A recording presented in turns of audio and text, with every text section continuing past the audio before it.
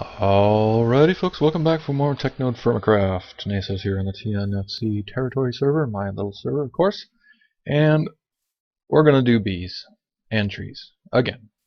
This is my addiction. The addiction returns. Okay. I'm gonna tell you right now, I'm not gonna get to anything else this episode. It's gonna be bees and trees. That's just the way it's gonna be. I started this because I wanted chestnuts. Those are chestnut trees. I got my chestnuts.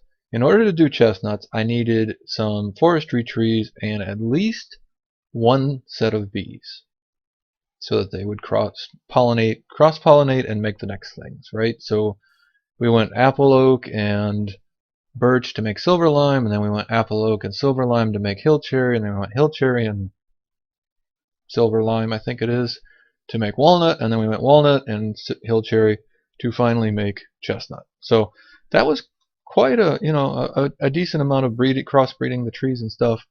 But in the meantime, I got a little carried. I don't know about carried away with the bees, but let me talk about that in a second. Yeah, I'm not carried away. I'm totally not addicted to. Never mind. Let's do this. Sim came up with this little thing. This is kind of nice. Just put a Java barrel down, grab out your ceramic vessel, drink, and then right click, and if you need it, you can drink again, and then pop it back in. So I guess actually if you put empty ones in there, you could actually put a stack in, probably. I don't know. Anyway, so these have a chance of breaking and all that, but they do fill up like half of your water bar, where the little leather water sack only fills up like one little dot at a time. So that's quite nice. Just for a little bit of a quality of life, pop over there, get a drink real quick, and move on with your day. Okay, so bees. Yeah, we've gone from let's have a couple trees and a couple of beehives to this line of three is doing industrious queens, and right now I need to put more frames in them all. I thought I'd do that on camera so you can see that ridiculousness. And these guys are making pollen clusters. Okay, pollen clusters and the royal jelly that I think I talked about before are needed to make the scented paneling. Scented paneling, here's the pollen cluster and the royal jelly. Scented paneling is required to make the alveary blocks, and that's what I hope to get to today. Alright, so this is a 3x3x3 multi-block structure, which means we need 27 of these, and each one of those requires 8 scented panelings. Each scented paneling requires a royal jelly and a pollen cluster. That's 216 royal jelly and 216 pollen clusters in order to do this. Also, according to NEI, and I'm kind of hoping this is wrong, it says we need half a bucket of honey for each scented paneling. So we need 216 of these, right? That's 105 or whatever, 108 buckets of honey. And to get honey, you squeeze honeydew or honey drops, and you get 100 millibuckets each. Okay, we'll see where that ends up, but I'm a little bit worried about that and how much honey we actually have. Okay, so let's do frames as we go down. I'm just going to kind of show you guys what's going on. Alright, upgrade to the frame machine. We now have a barrel of sticks here, and I turned on the transfer. There it goes. The transfer to this guy said on the left side, input. Left side? No, front side. Oh, I'm sorry. Left side is output. Front side is input. Well, whatever. It's working. And it's pulling sticks out of the barrel. That seems weird. If that's left, that should be back. At any rate, it's pulling sticks out of here, putting them into the crafting grid for us. So we always have a full set of 64 sticks in there and in here. And I'm just manually grabbing string or yarn or whatever it is out right now. But we've got that on the left side. So that automatically makes frames for us, and that's kind of important. Alright, before I do that, I need inventory space. So basically, you start out with bees, and you're like, oh, I just need, yeah, these are all different breeds of ender bees, and we'll get to that in a minute. Oh, I hope that's not the one. That might be one I want to keep. We'll have to look it up here in a minute. Alright, get that and get that, and then there's some of the output. Okay, now let's do the frames and talk about this. And get these guys going. So we're going to need, I don't know, probably all of these frames plus some more. And we're going to put these in. And you basically just have to do this. You have to go around and make frames. You know, I've automated the production of frames pretty much. But you have to go over here and shift click them into each and every apiary, because apiaries cannot automate frame insertion. There is no way, there is no side connected to these 3 frame slots.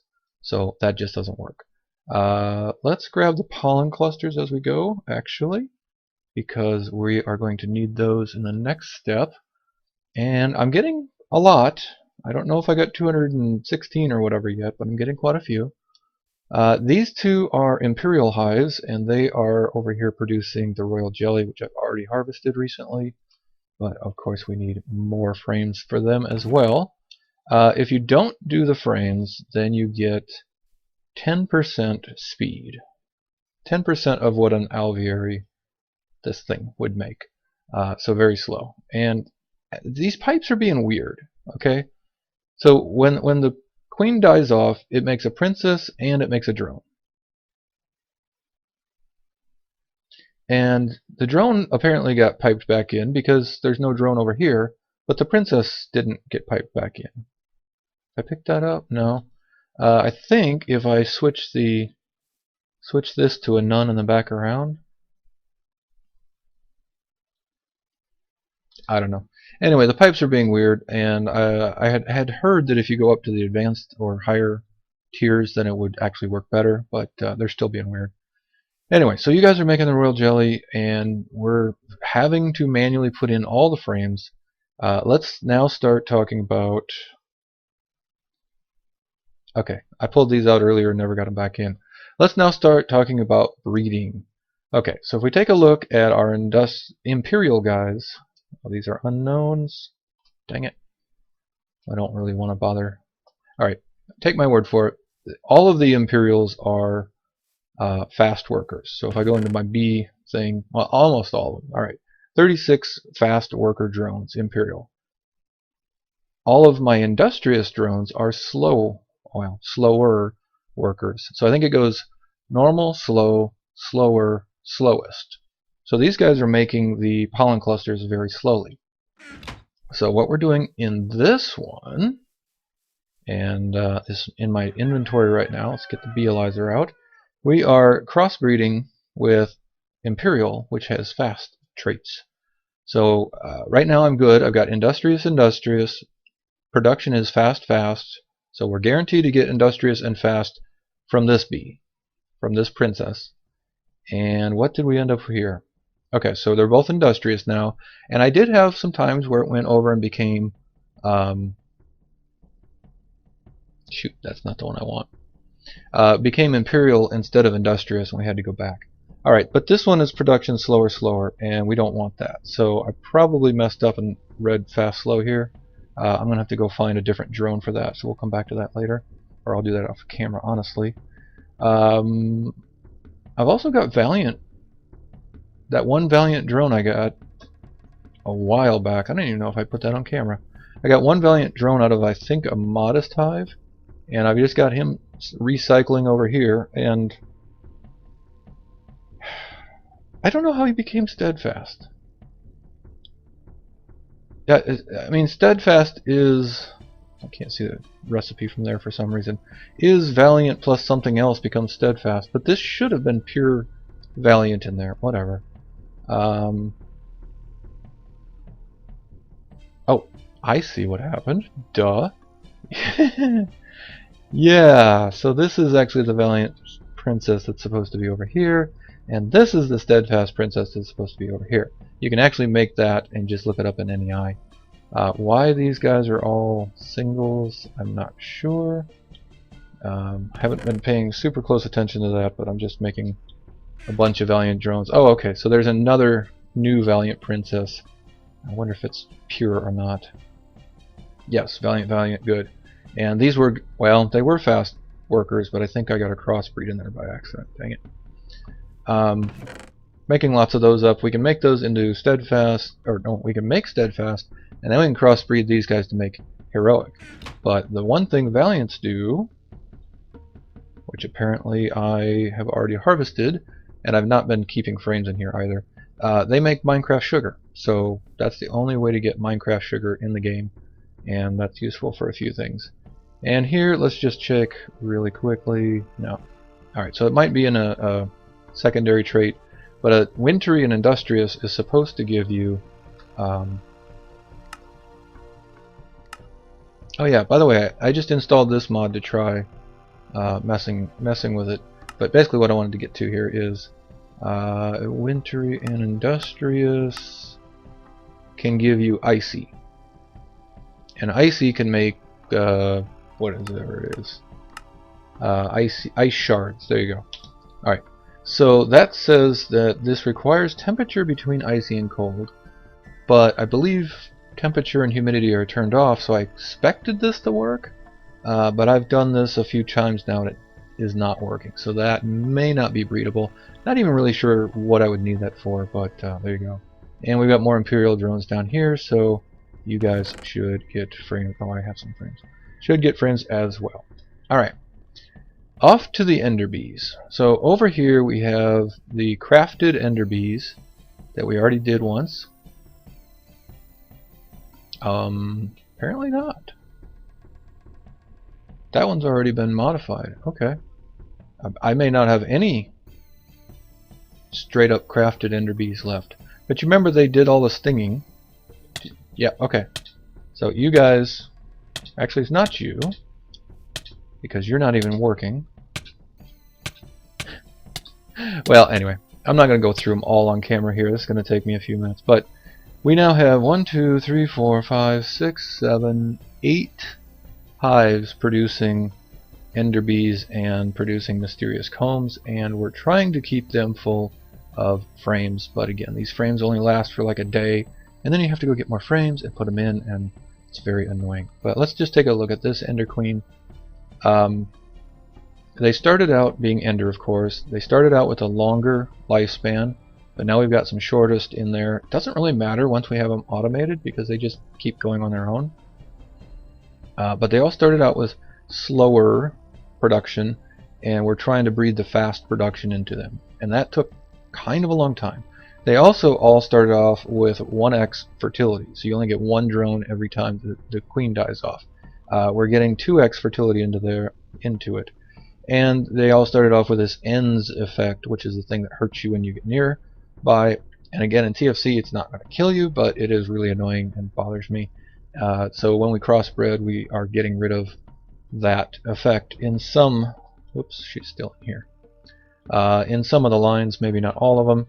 Some of them have lost the nocturnal effect, so they stopped working at night. You're just a tropical guy still. And yeah, so you're a fast worker. Now you take flowers instead of the dragon egg. You still got nocturnal, blah blah blah. So, long story short, I went from wanting a tree, the chestnut tree, and needing a couple of hives for that, to crossbreeding everything in the world. And the reason is, as you can see, right now it's a real pain in the butt to walk around and replace these frames just like over and over and over. And if you don't replace those frames, then everything goes really, really slowly. I'm just getting some inventory room for the moment. We'll show you why here in a sec. So the bee house, you can't...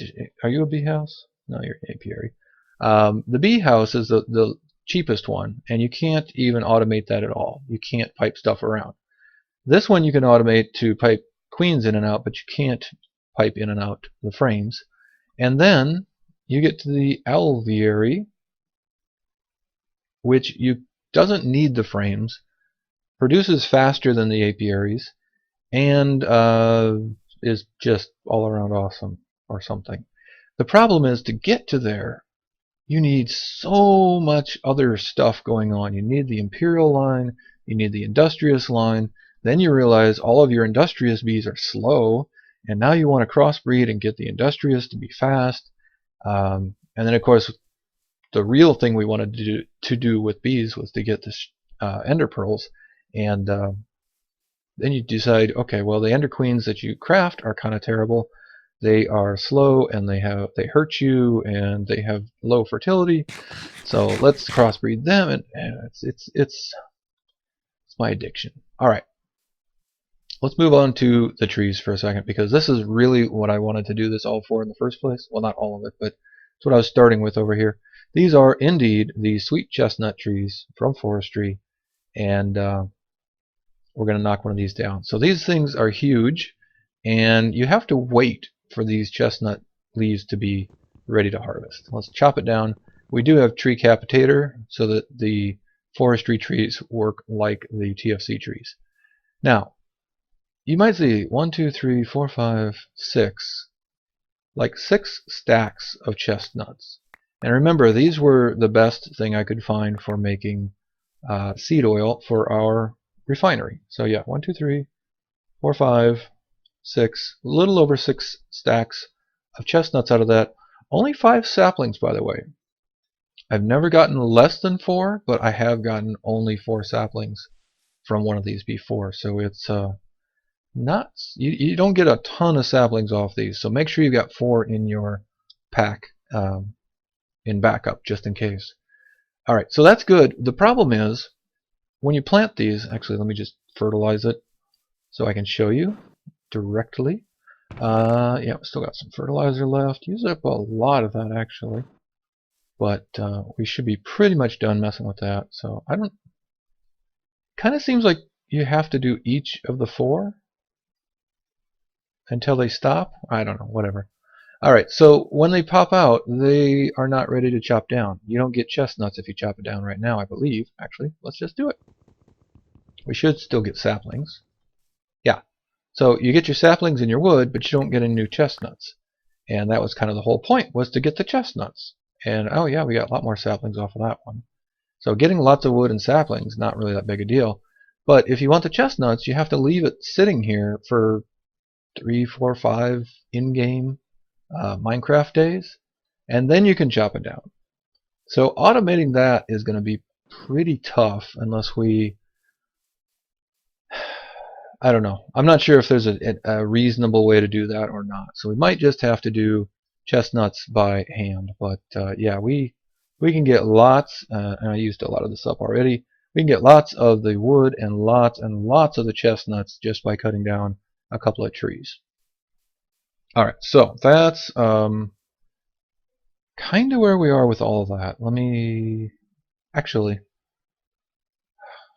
I wanted to get to the alveary, and I talked way too much about all that stuff already up there. But let me just mention a couple things down here. So since we're doing more of the forestry stuff there, we're using more power. I did put in 2 more thermoelectric generators, and I took the blocks off of here to allow ice to form, because the ice is now in the ore dictionary, and it should be working actually better than the water in the winter here. So we should have a good amount of power. And just to show that, and I probably put everything upstairs, didn't I? Yes. We'll just grab a stack of whatever comb in here. Let's do some dripping combs. Sure, we're going to need lots of honey, so let's do that. Okay, so previously the centrifuge on its own would be enough to start tapping into this power, but now we can keep up with the centrifuge, which does prove that the ice is working down there. We've got 16 ender pearls done here. We've got a whole stack of this pulsating propolis, which I can shift click into here.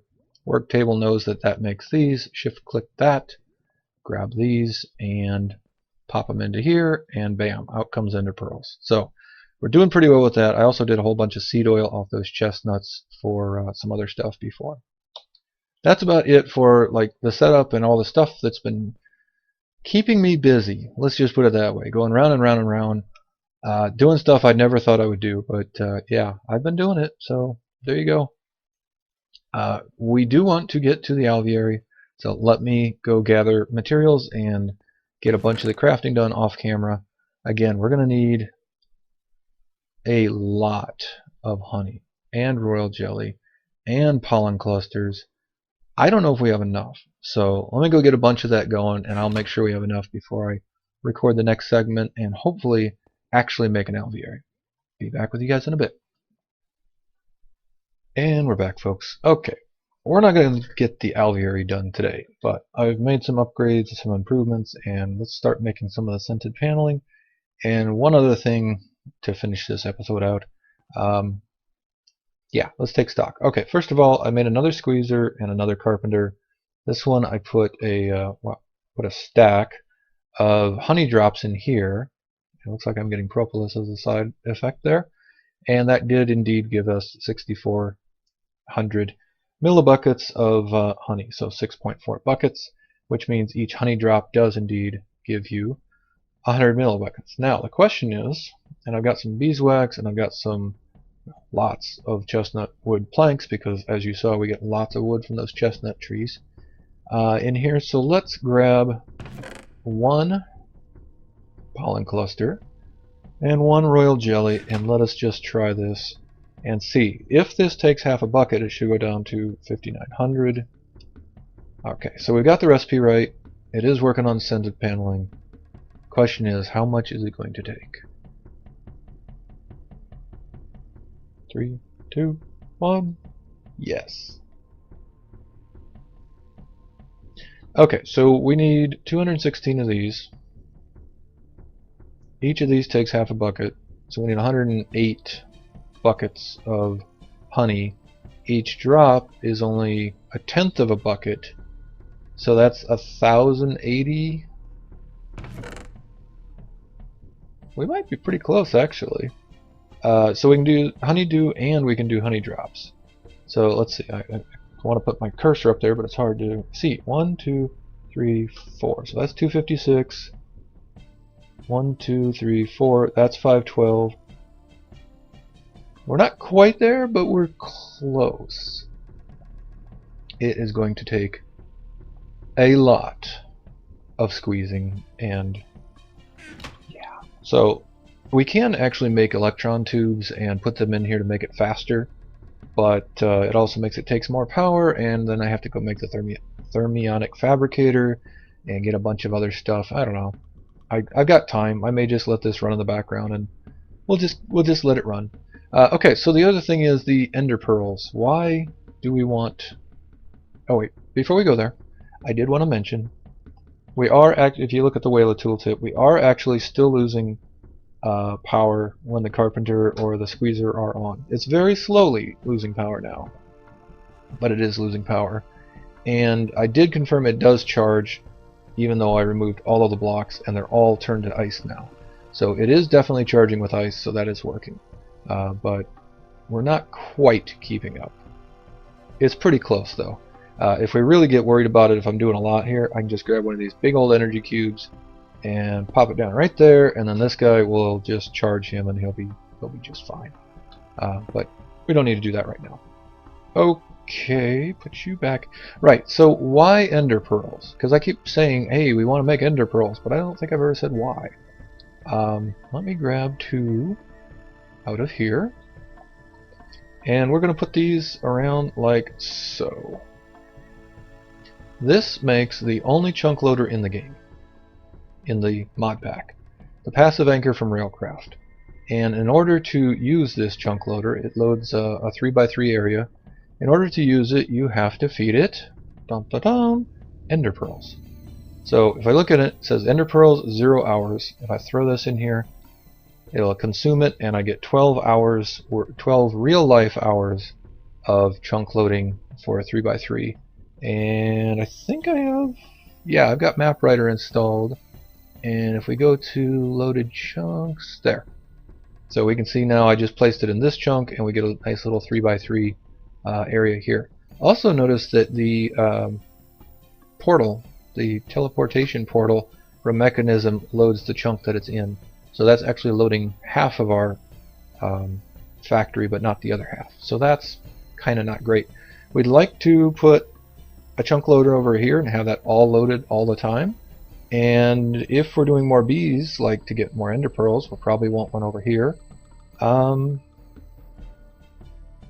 And anything that's making power you might want.